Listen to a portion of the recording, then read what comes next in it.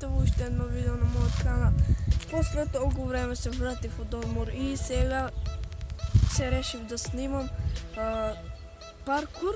Значи ги правим 5 паркур потези и те ви ги покажам тия паркур потези в видеото.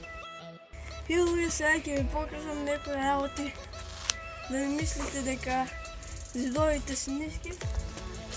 Ето гледате, зидът колко е висок спрема мене и аз ке трябва да правим паркур на овој зид. И така. Исто така и на овој зид ќе правим некој паркур да направим малко видео. Ето на овој зид. Спрема мене е толкова висок исто другата. И да, можем да почнем. Манки паркур, па се надам дека ќе биде добро.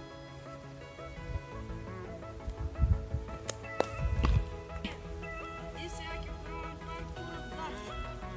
Манки даш.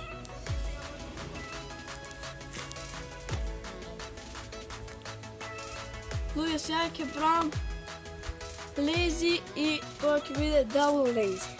Можем да почнем. Тук ќе почна и ќе завршам така. Може.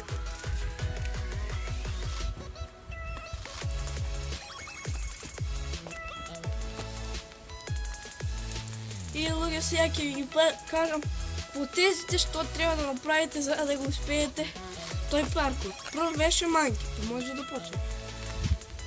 За манки ви трябва да имате висок скок или да видите в форма. За да направите манки трябва да се затръчате, да го хванете дил от вака с ръцете и само да го прерипате и да се повлечете. Гледайте. Това е лак. 3.